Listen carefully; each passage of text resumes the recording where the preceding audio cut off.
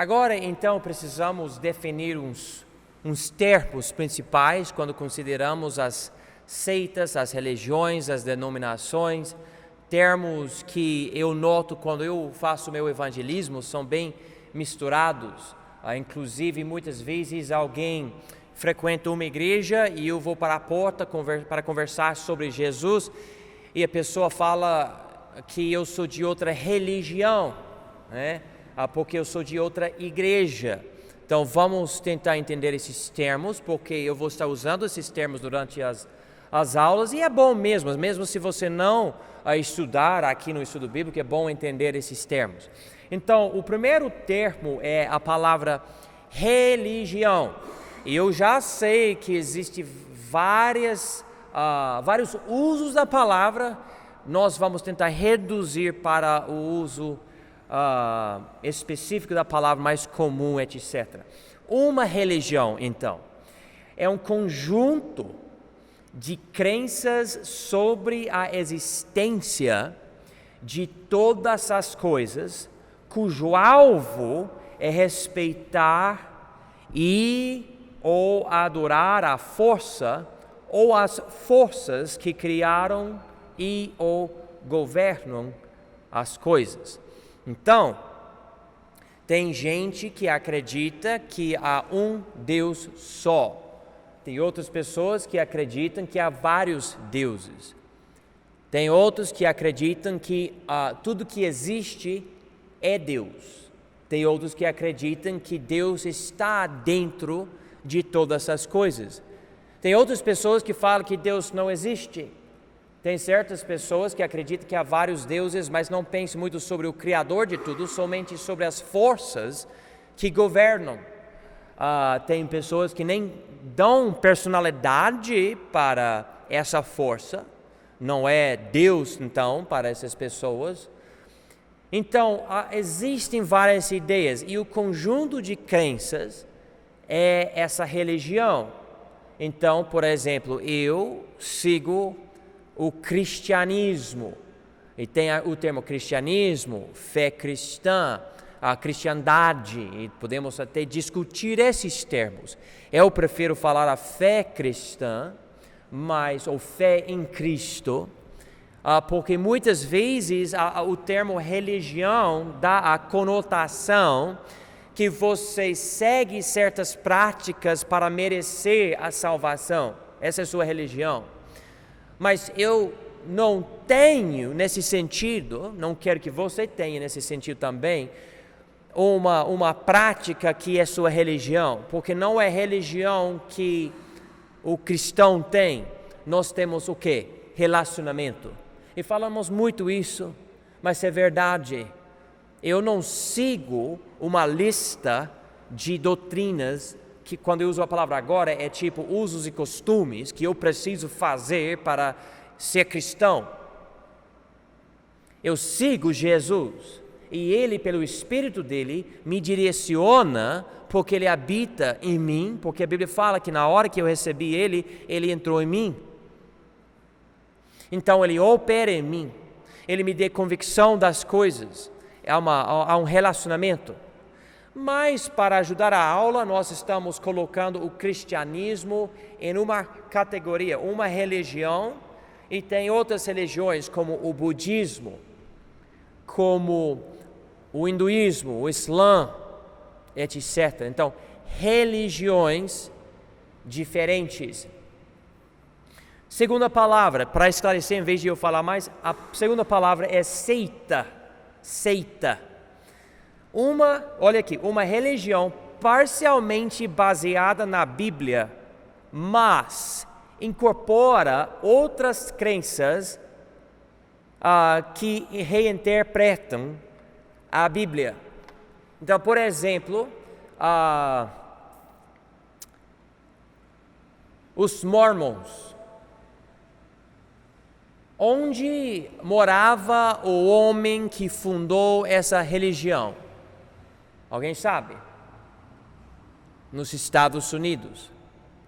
Esse homem disse que o anjo Gabriel deu uma revelação para ele, achou umas tábuas de ouro e tudo, escreveu um outro testamento.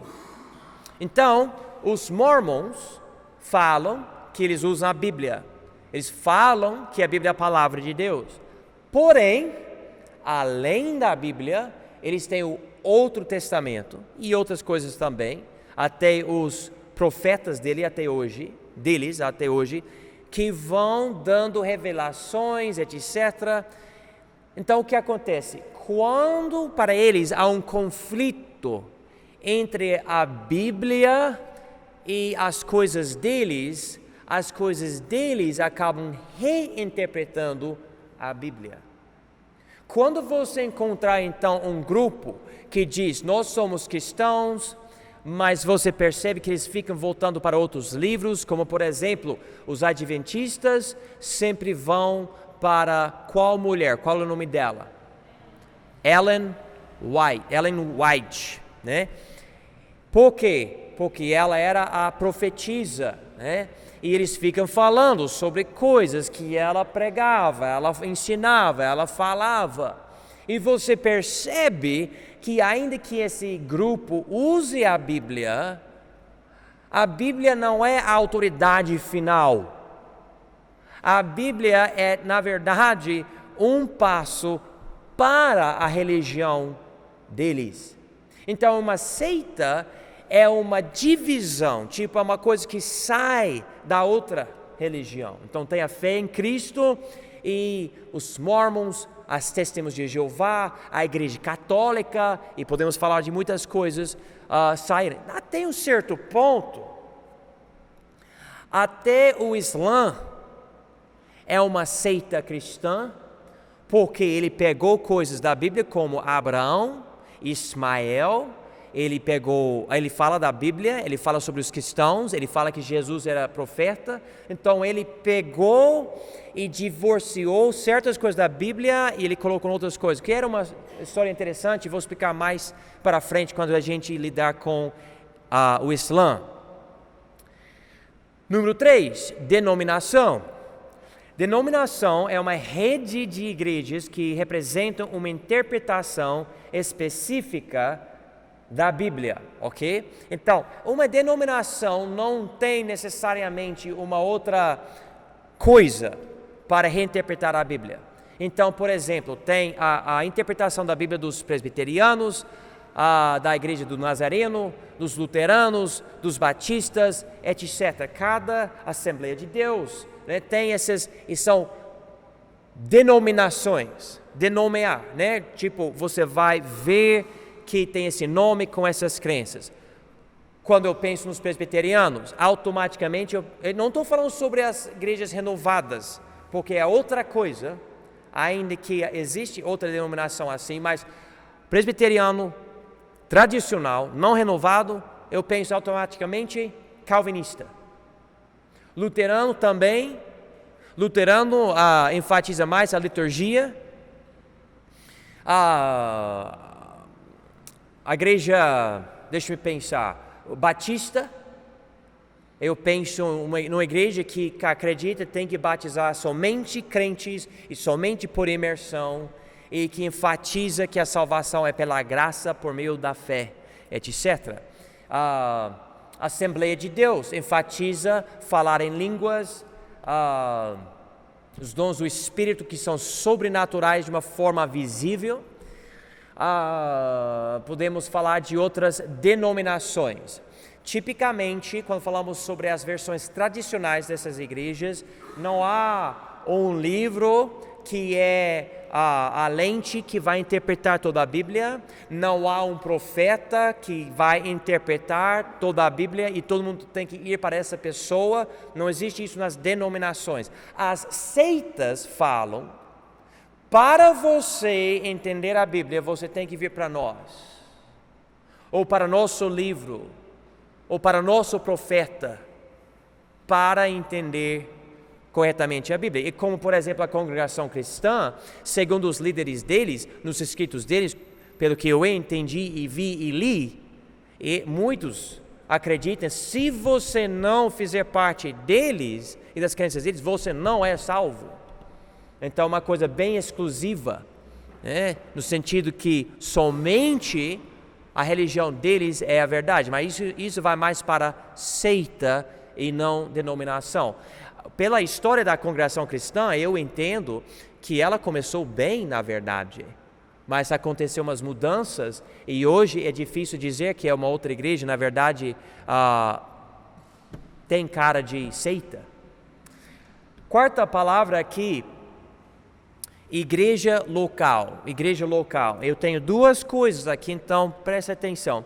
Biblicamente, um grupo de crentes salvos, eu enfatizo isso porque muita pessoa fala crente e não é salvo, ok?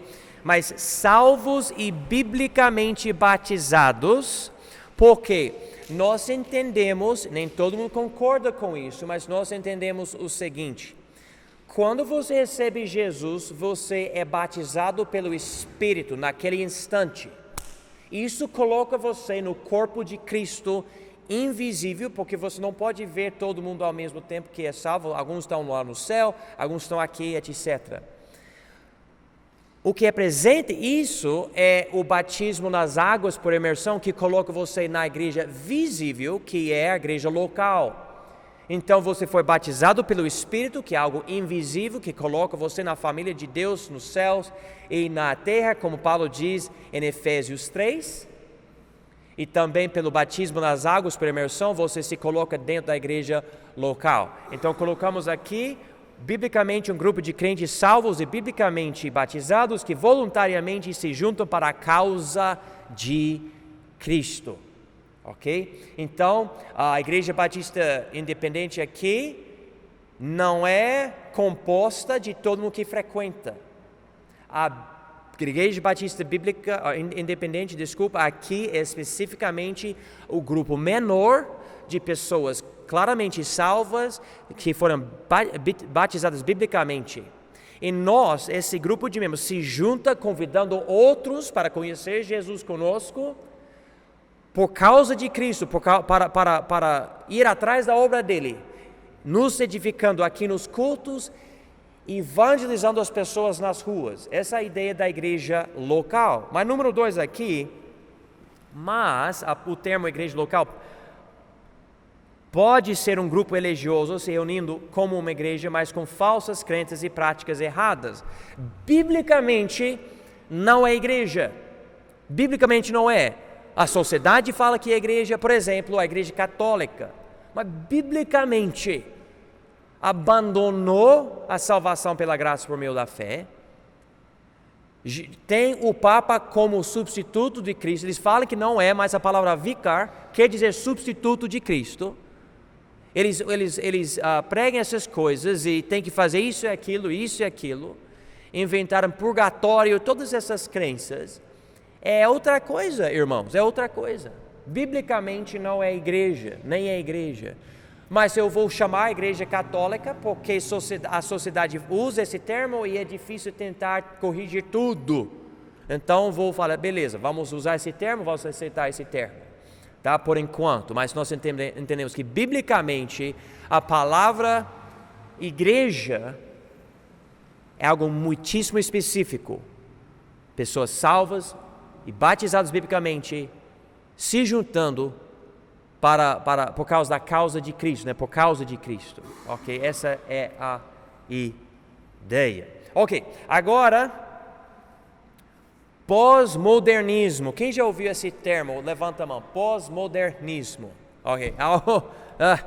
Parece não, agora o pastor vai falar algo que eu não vou entender e eu vou acabar dormindo. Eu já vejo pessoas bocejando, cochilando, assim, sabe? Mas por favor, vem comigo, por favor.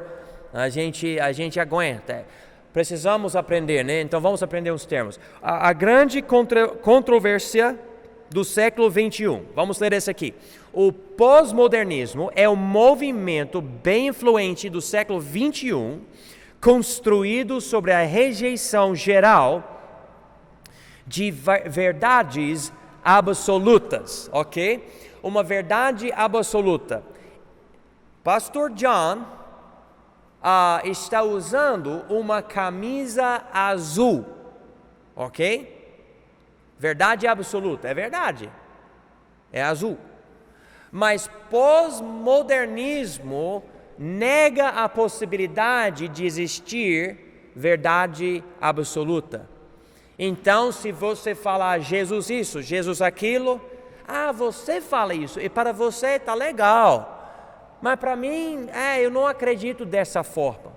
Como se crenças fossem opcionais. Você pode acreditar, mas não precisa acreditar. Todo mundo toma a sua própria decisão, está legal. Pós-modernismo. Baseia-se no obscurantismo. Quem já ouviu esse termo? Obscurantismo. A prática de deliberadamente impedir que os fatos ou os detalhes de algum assunto se tornem conhecidos, muitas vezes por simplesmente questioná-los.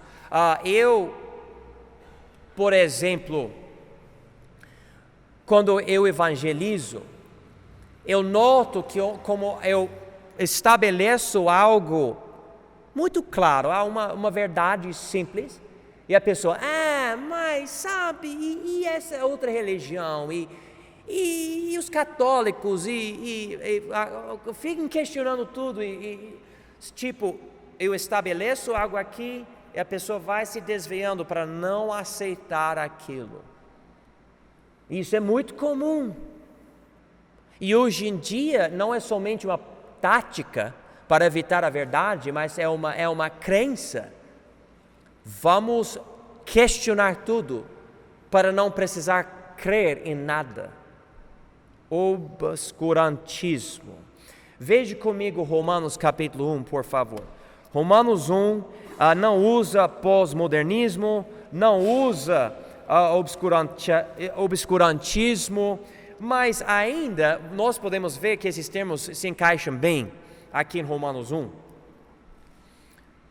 Diz aqui em versículo 18: porque do céu se manifesta a ira de Deus sobre toda a impiedade e injustiça dos homens que detêm a verdade em injustiça. Então aqui o pessoal faz o seguinte: eu prefiro a minha injustiça, meu pecado. Então eu não aceito isso. Por exemplo, há muita pessoa que sai de uma igreja e vai para outra porque não gostou da pregação. Mas o pregador pregou a verdade. Essa pessoa não quer ouvir a verdade porque quer continuar no pecado. E eu percebo aqui na nossa igreja, às vezes eu preciso levantar a minha voz e falar: olha, se você quiser continuar em tal pecado, sai da nossa igreja. E já perdemos várias pessoas por causa disso. Por quê? Porque a pessoa não quer a verdade e quer que o pastor fique passando a mão na cabeça. E nós queremos a verdade. Nós queremos uma igreja pura. Então precisamos ficar fazendo isso. Às vezes pessoalmente eu preciso falar para a pessoa: você está em disciplina, você não pode cantar no coral, você não pode fazer isso aqui, não pode participar da ceia do Senhor, porque você está no pecado, você não quer sair. E a pessoa questiona: mas eu me lembro de uma pessoa no pecado por bastante tempo, em disciplina, e de repente chegou a mim e falou: pastor, eu estou querendo participar da ceia do Senhor, ainda no pecado, querendo que o pastor, beleza, você quer mesmo? Beleza, vem. Não, eu falei: não, você está no pecado, não pode. Não falei gritando, mas eu estava querendo gritar. Mas existe essa ideia de deter a verdade para continuar com sua vida. E pós-modernismo está enfatizando essa ideia, e aqui ele fala em versículo 18, eles detêm a verdade em injustiça. Versículo 19: porquanto o que de Deus se pode conhecer neles se manifesta, porque Deus o manifestou. Porque as suas coisas invisíveis, desde a criação do mundo, tanto o seu eterno poder como a sua divindade, se entendem e claramente se veem pelas coisas que estão criadas, para que eles ficam inexcusáveis. Então, não é esse grupo. Por exemplo, muitas vezes esse grupo diz: eu não sou ateu, mas eu sou agnóstico. O agnóstico está dizendo que ele quer passar por alguém que simplesmente não consegue acreditar porque não tem evidências suficientes. Então ele fala, eu não sei, qual Deus? Eu não sei, tem tantos deuses, é difícil saber se é o Deus da Bíblia. Mas na verdade ele está admitindo o seguinte, eu não quero a verdade e eu não vou explorar a verdade e eu não vou para Jesus e realmente buscar Ele para ver se Ele é a verdade. E eu conheço até estudiosos de universidades que falam, mas eu estudei as religiões, eu li a Bíblia, blá, blá. Mas eu falei, mas você já foi para Jesus de um coração aberto, pronto para recebê-lo, se ele é verdade, se arrependeu, realmente demonstrou isso para ele fazer, e a pessoa não faz isso. Não faz isso. Então existe isso, ele está enfatizando isso aqui em Romanos, na Bíblia. Continuando aqui na apostila, consequentemente, a lógica do pós-modernismo não está enraizada nos fatos, mas nas concupiscências de cada pessoa. Ok, pergunta. A palavra concupiscências é uma palavra bíblica. Todos nós precisamos entender o significado da palavra concupiscência. Alguém fala para mim, o que essa palavra quer dizer? Desejos. E na Bíblia, normalmente, desejos pecaminosos, coisas erradas, querendo fazer algo errado. Veja comigo 1 Pedro capítulo 3. 1 Pedro capítulo 3.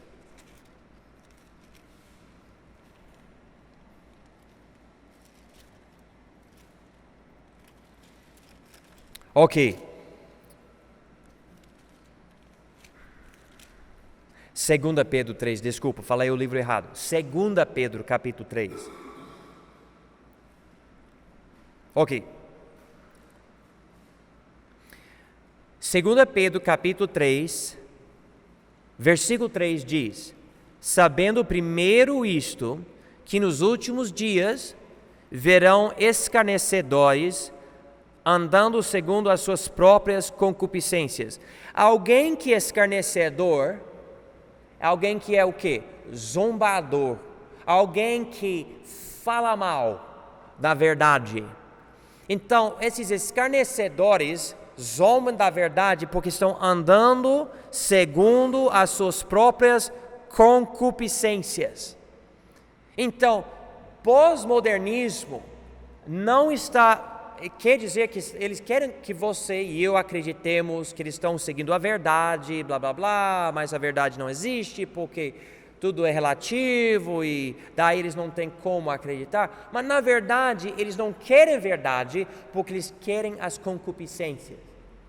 Por exemplo, muitas pessoas falam que Deus não existe porque querem praticar a imoralidade, querem a homossexualidade e outras coisas, querem isso.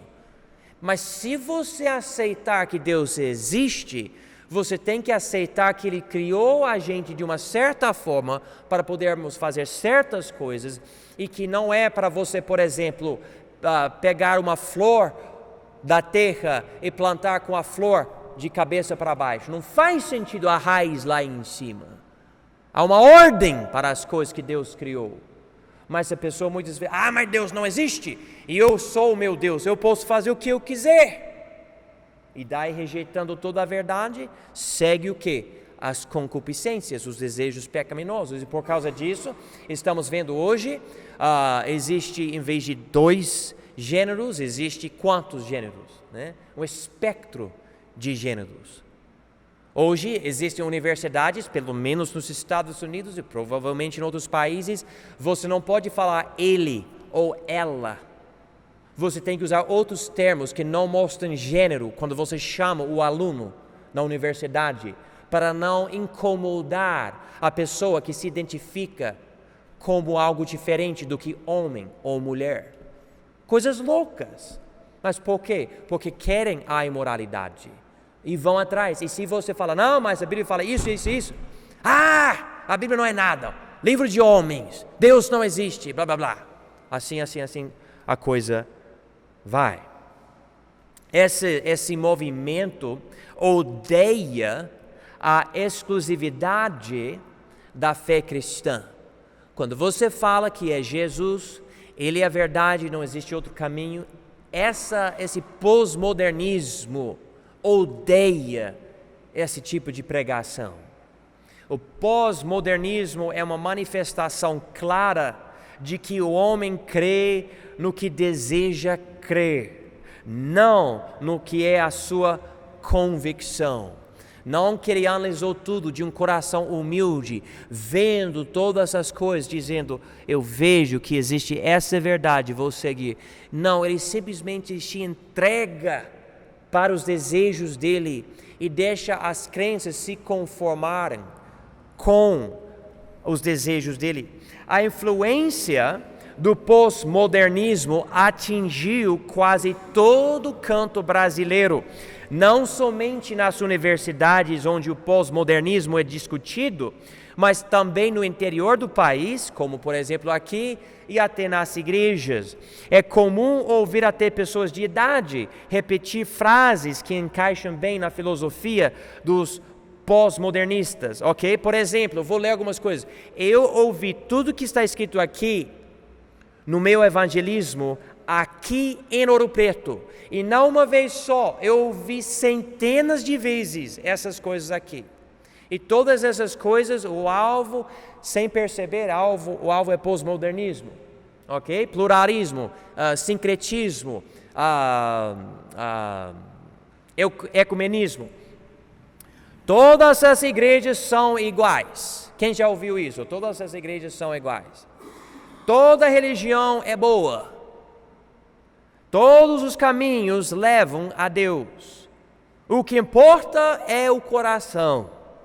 A placa da igreja não salva ninguém. Eu não conheço ninguém que fala que a placa salva alguém, mas se você encontrar alguém assim, me fale, por favor, porque eu quero conversar. Há um Deus só. Isso é incrível, porque há um Deus só, sim. Mas quando a pessoa fala, está falando para dizer que todas as igrejas são iguais, que não é verdade. O importante é escolher uma igreja e segui-la.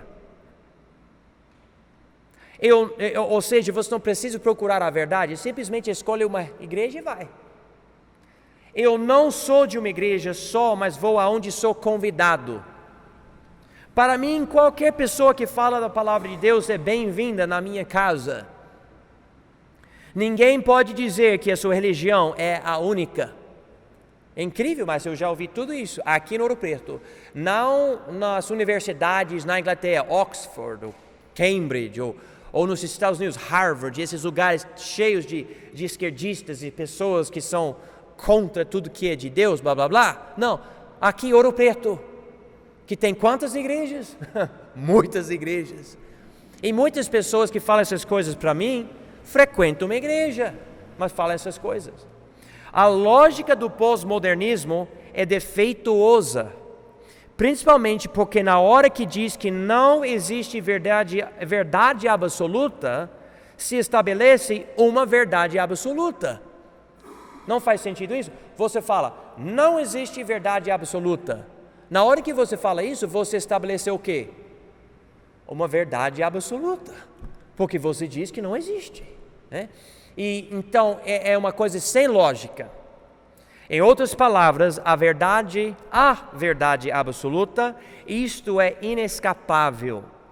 O importante é conhecer a verdade. O pós-modernismo é um grande erro.